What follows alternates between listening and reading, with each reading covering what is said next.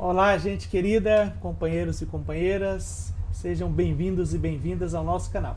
Estamos aqui de volta para refletir sobre a realidade brasileira e trazer também uma conversa que a gente julga interessante e oportuna, que é a seguinte: trata-se dos dados do Datafolha acerca da eleição de São Paulo. É claro, tenhamos muita calma, muita tranquilidade, a eleição ainda está longe, pelo menos para nós, eleitores e eleitoras. Mas para os partidos políticos que se envolverão na eleição da cidade mais importante do Brasil, um ano, passa rapidinho. E esse pessoal está muito atento àquilo que tem sido divulgado, àquilo que tem sido trazido por todas as pesquisas e especialmente, claro, pela pesquisa Datafolha. E veja você, eu quero destacar 3 aspectos dessa pesquisa. O primeiro aspecto, muitíssimo importante dessa pesquisa, é quando ela traz a força dos cabos eleitorais. Bem, dos padrinhos políticos, tá bom? Bem, nós tivemos uma eleição muito acirrada em 2022, uma eleição nacional. Na verdade, as eleições têm sido muito polarizadas, muito acirradas desde 2010. Mas em 2018 chegou a um grau até então inimaginável. E 2022, claro, tentou seguir a mesma tendência, mas a realidade já era um pouquinho diferente. Não significa que não tenha tido tensão, acirramento, polarização, nada disso. Mas claro que já deveria perder tração em vista daquilo que fora o próprio governo do ex-presidente Jair Messias Bolsonaro nos últimos 4 anos. Ele tentava a eleição, bem, ele, portanto, era o candidato cuja crítica era maior do ponto de vista da sociedade brasileira. Mas 2022 passou, não significa que devemos anistiar, tá bom? Mas 2022 passou. Nós estamos em 2003, primeiro ano do governo Lula 3, as coisas parecem se encaminhar muito bem, tanto é que os dados econômicos corroboram isso. Mas o próximo ano é ano eleitoral. Está todo mundo de olho nas prefeituras, todas elas, claro, querendo todos os partidos aumentar o seu número de prefeituras. Mas algumas prefeituras, nós sabemos disso, elas são mais importantes do que outras. Pelo PIB, pela riqueza, melhor dizendo, tá? Que aquelas grandes capitais produzem, pela projeção nacional e internacional, pela importância que elas têm no cenário social, econômico e político do Brasil. Então, certamente, as capitais têm maior visibilidade. E entre todas elas, ora, em ordem, são São Paulo, Rio, Belo Horizonte, Fortaleza e Salvador. Então, veja, ano que vem teremos a eleição para prefeitos e a grande questão que está na mira de todos os partidos será a eleição dessas grandes capitais, mas especialmente esta que nós já mencionamos, que é a principal delas, que é São Paulo. Ela que também tem vindo de eleições muito duras, em alguns momentos refletindo o próprio cenário nacional. Né? Aquela polarização antipetista, por exemplo, do cenário nacional sendo incorporada ali em uma eleição municipal, uma eleição para a prefeitura.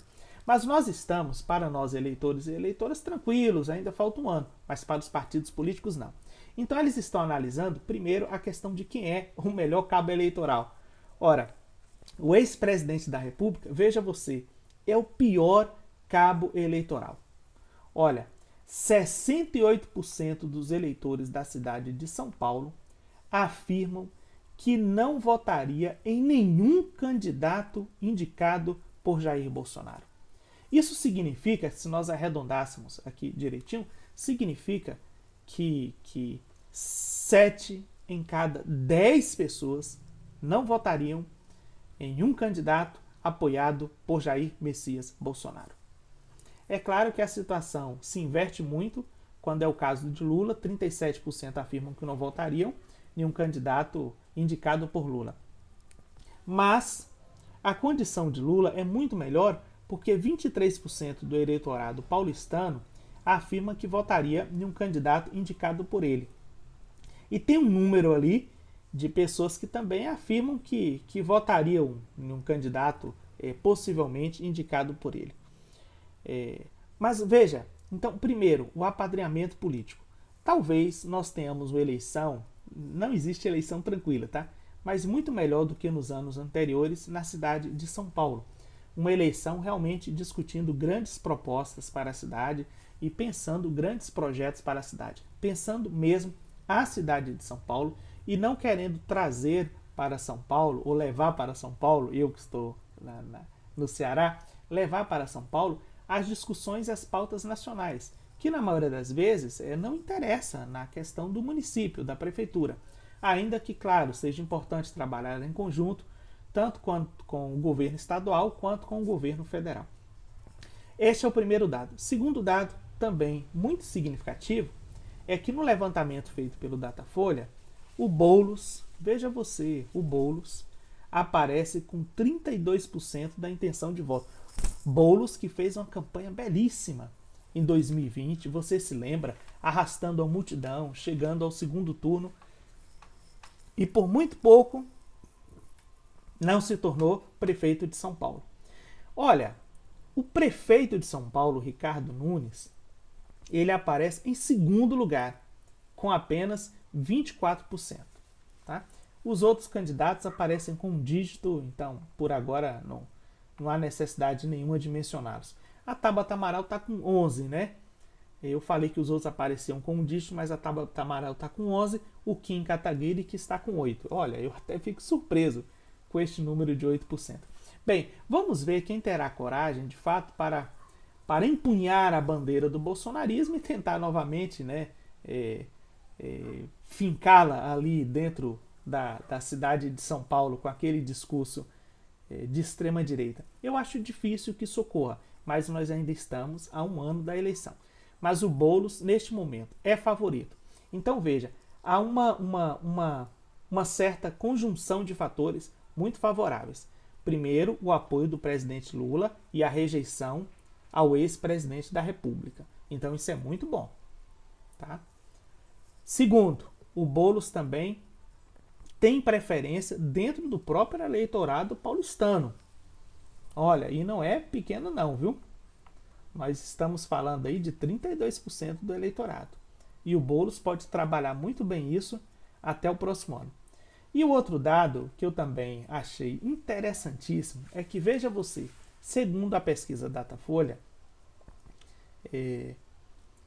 ela apontou que 32% dos paulistanos se dizem petistas e 15% se afirmam bolsonaristas. A gente já sabe que a sociedade realmente tem um espectro mais vinculado ao campo progressista, um espectro mais vinculado à extrema-direita e, claro, tem aquela turma toda ali que fica no meio do jogo, tá? Não é meio campo, não, fica ali no meio, deixa para decidir na hora. E aí, claro, às vezes balança para um lado, às vezes balança para o outro. Isso é natural, isso faz parte do jogo político. Mas o que surpreende é 32% dos paulistanos se dizerem petistas.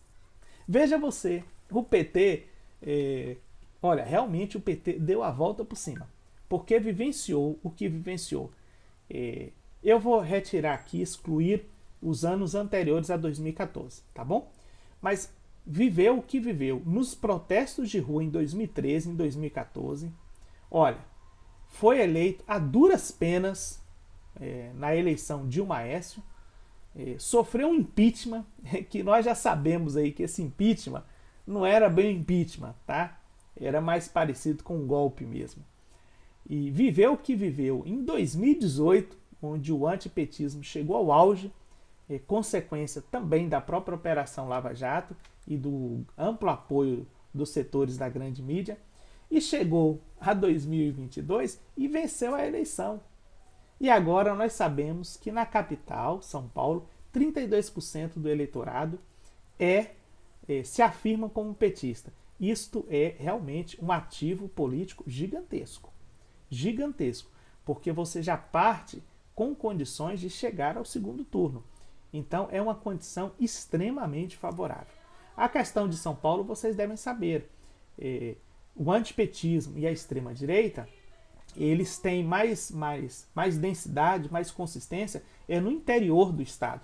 Não é na capital, nem na região metropolitana. Então, para o ano que vem, estes primeiros dados são extremamente favoráveis para o Boulos, tá bom? Ele parte na frente, 32% das intenções de voto. Ele parte com o apoio do presidente Lula, é um apoio que o paulistano considera, sim, relevante, importante, está disposto a votar, um percentual, claro, em um candidato apoiado pelo presidente Lula. E, por fim, a força que o petismo tem dentro da capital São Paulo. Olha, são 3 fatores extremamente favoráveis e eles convergindo podem sim, claro, levar o Boulos à vitória. Mas até lá, muita água pode passar debaixo da ponte. Inclusive a gente ter a convicção de que agora eu não estou falando da população, tá? Mas do partido do PT em São Paulo, fechar a questão quanto a indicação do Boulos. Porque uma coisa é o pessoal fazer a reunião, dizer que sim, escrever na ata. Outra coisa é sair na rua para pedir voto para o Boulos, tá bom? Mas isso é importante e eu penso que na esfera nacional o PT está ciente disso. E eu entendo também e fico feliz porque parece-me que nós teremos um ótimo prefeito para a cidade de São Paulo. Muito obrigado por ter ficado até aqui. O que você pensa disso tudo, né? Nós já estamos há um ano. As pesquisas começam a sair, certamente elas terão, claro, muitas novidades daqui até lá, mas o que você pensa de tudo isso? Eu penso que, por favor, curta este vídeo, se possível inscreva-se em nosso canal e venha fazer parte do clube de membros, tá bom? Muito obrigado, tchau, tchau, até a próxima!